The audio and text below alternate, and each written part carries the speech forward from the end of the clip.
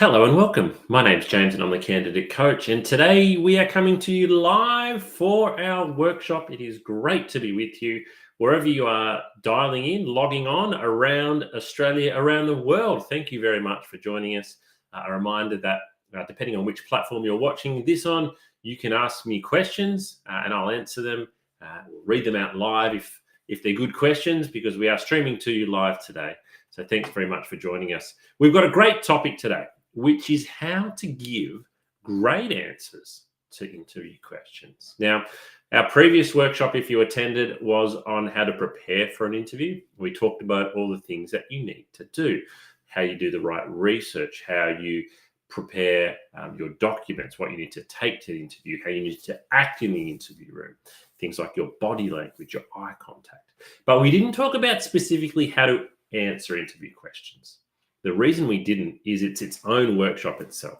There's a lot to go into in terms of constructing a great answer for interview questions. So that's what we're going to do today. We're going to talk specifically about how do you craft a really good answer to interview questions. In my experience, this is the one area that job seekers don't spend enough time on. They spend a lot of time on their resume and cover letter. They spend a lot of time researching the company. They even might spend a lot of time researching their interview, but they don't spend enough time actually practicing their answers to interview questions. You think you know how to answer a question.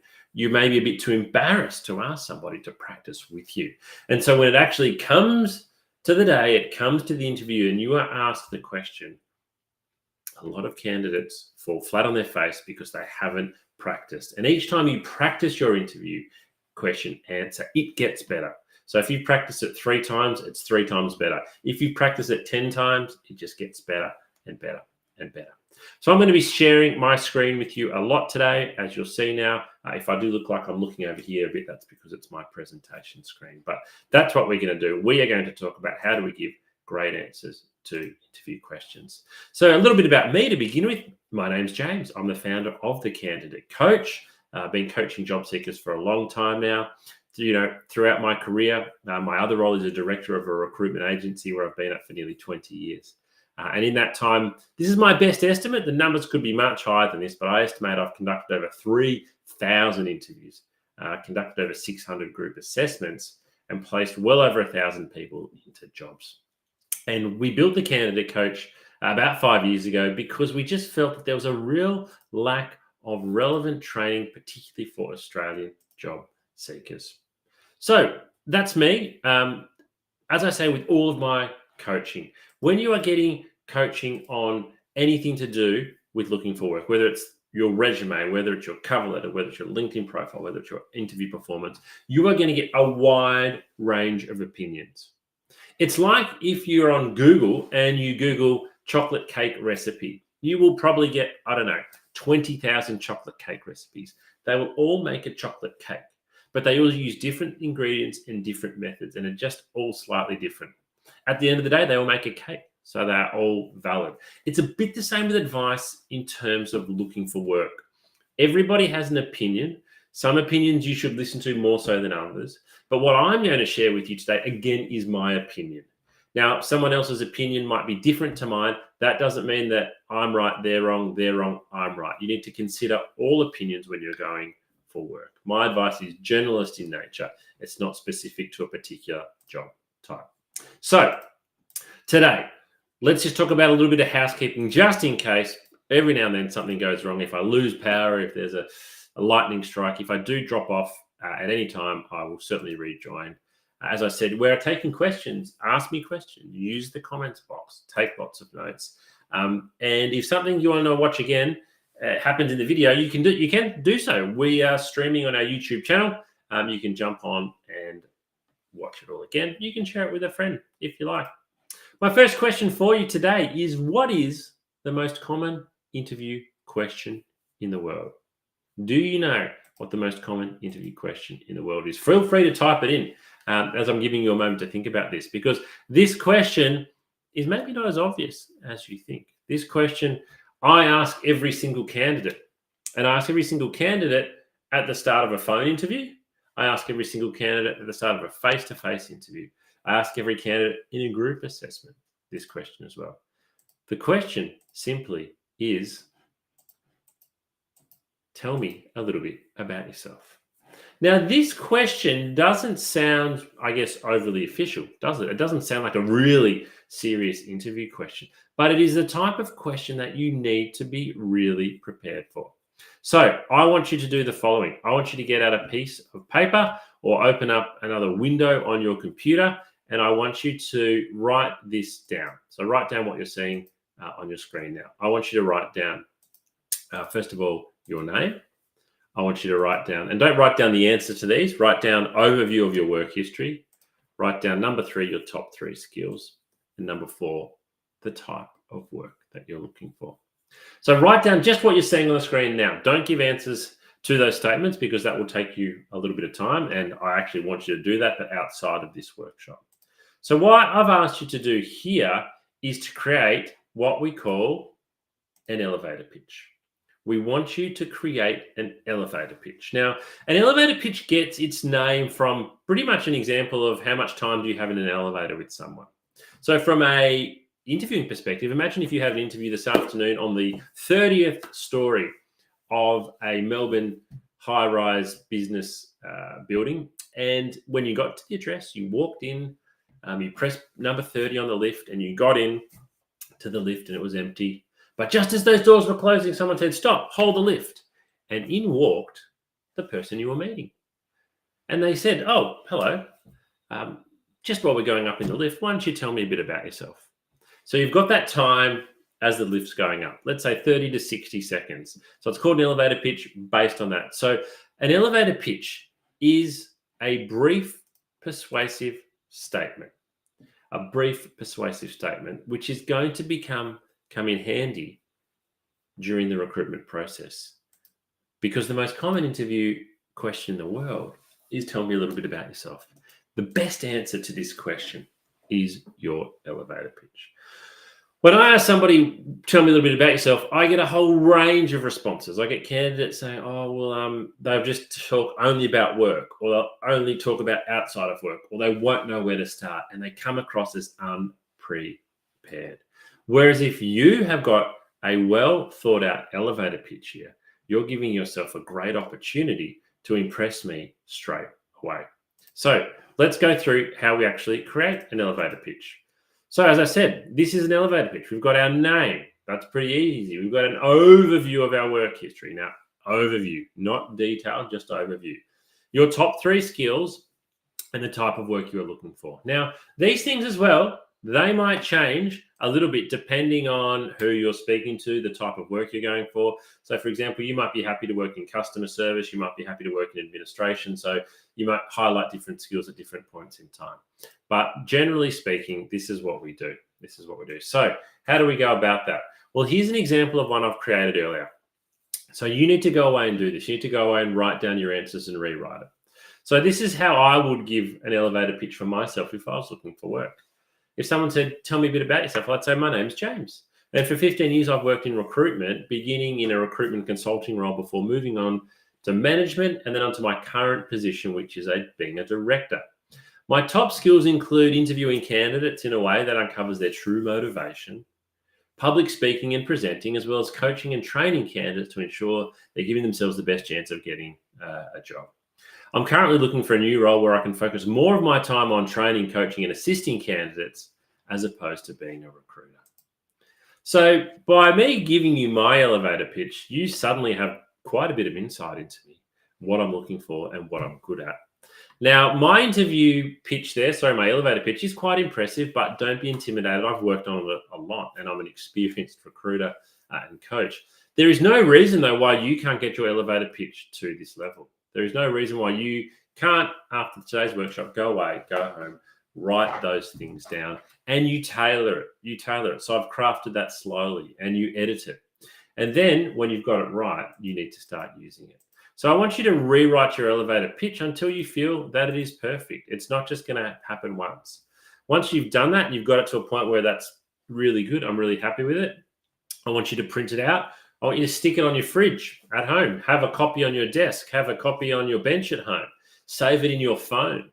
The reason I want you to do that is because if somebody calls you for an interview on the phone and says, hey, can you tell me a bit about yourself? Your brain's going to go, this is it. This is my elevator pitch. This is when I need to use my elevator pitch. And then you're going to go, oh, what is my elevator pitch? But if you've got it saved on your phone, if you've got it printed out on the desk in front of you, you can look down at it, you can start to read it back, and it will come back to you. You want to avoid those, those moments where you have that brain freeze. But use your elevator pitch. We are creating it so that you can use it. All right, standing out interview. I've just got one main rule for you today, and that is this: preparation is key. Now, we talked about this in our other interview training video, and I know what you're probably thinking. You're probably thinking, James, that sounds really, really boring. Preparation is key. But I guarantee you that if you do the preparation, then you are going to significantly improve your chances of getting the job. So let's talk about preparing for giving specifically good answers to interview questions. So to begin with, we need to work out, well, what's the type of interview question? And there are several different types, but generally most things boil down to two types of interview questions: behavioral-based questions and technical-based questions. These are the two main types of interview questions. So let's have a look. So first of all, oops, that's bumped off my screen a bit. Behavioral questions. So in behavioral questions, we are focusing on how you've handled various situations in the workplace. And what do they reveal about your character traits, your abilities, and your skills? So for example, and these are questions that you would have heard a lot of, and they often start off with, tell me about a time, or can you give me an example of, or can you share with me? So for here, can you tell me about a time you gave great customer service? So it's a pretty general question, isn't it? You need to be able to give a specific example though. General question, specific example. This one is a bit more specific. Can you tell me about a time you disagreed with your manager? That is a specific question. And again, it requires a specific answer.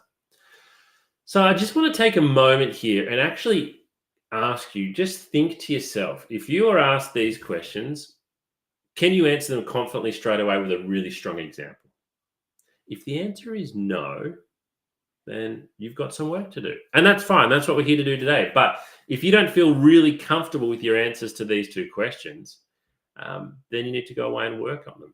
Even if you're going for a senior role, you still might get asked that customer service question, because we all work with people. We all work with customers. Or it could be, tell me about a time when you assisted a colleague. Telling me about a time where you disagree with your manager is a question I love to ask.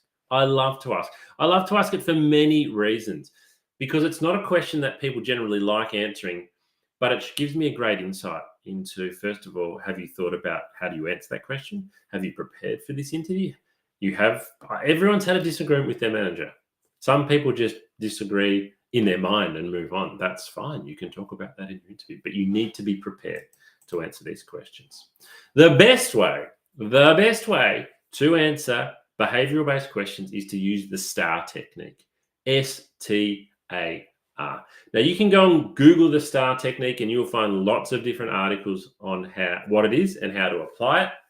I'm going to show you in a practical way today how you can go about using the STAR technique. Each letter in the STAR technique stands for something. So, S stands for situation. So I want to describe the situation. So if I'm asking you about a time where you disagreed with your manager, I want you to start off by describing the situation and when it took place.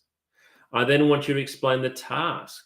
So explain the task and what was your goal. So what did you want to achieve out of the conversation with your manager when you disagreed?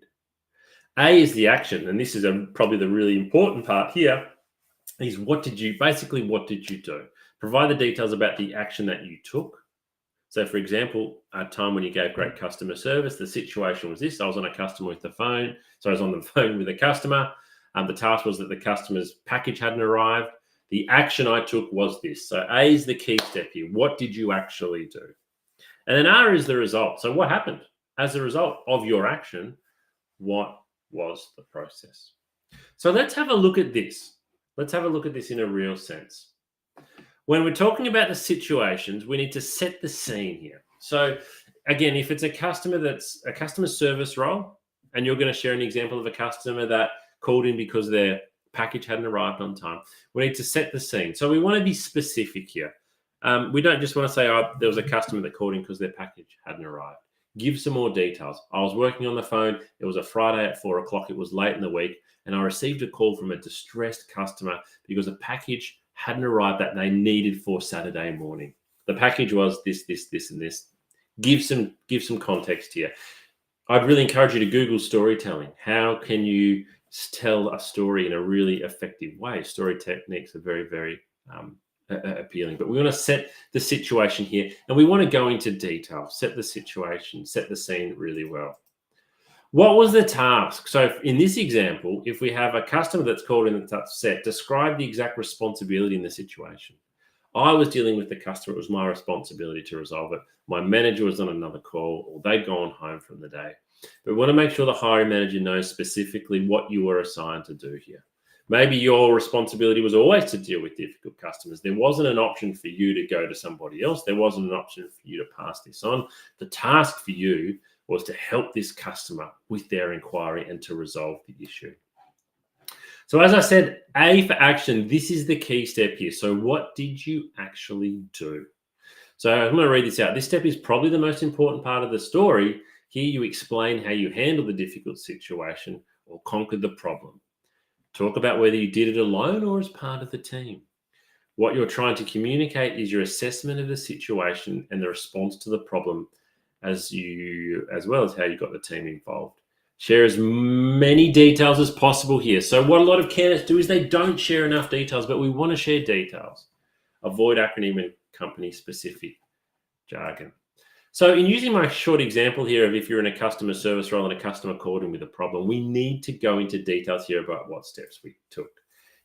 Don't be worried about giving a long answer to this question.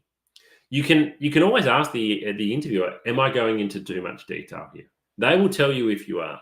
So if you're worried about doing that, pause halfway through and ask. But most candidates, 9 out of 10 candidates, don't go into enough detail with regards to the steps that they took within the action. What did you actually do? Be specific here. Talk about the things that you did. And then finally, the result. Close the story with a positive outcome. Obviously, you're not going to share an example here for most questions that have as a negative outcome. So talk about the result. If it was that the customer's package arrived, just in time because you did this, and this, and they then sent through an email to you and gave a 5-star Google rating saying how happy they were. Talk about it. That's the result of the action that you took. But don't just talk about what you did. Talk about what it then led to. So let's look at this in terms of another example. Let's pretend, and this is a nurse. We're going to use an example here of a nurse going for a nursing job. Describe a time when you handled a difficult situation at work. How did you react? So this is how a nurse answered this question. In my last job as a night nurse, one of my colleagues quit after securing a job with a top private hospital. Though I was managing a ward full of patients, I was assigned to one patient who didn't want to be admitted. He wanted to bolt out of his room. I made myself available to the patient, discussed with him the reason he was being admitted, and assured him that he would receive 24/7 attention and good care. The patient finally calmed down and agreed to spend the next 3 days under my observation.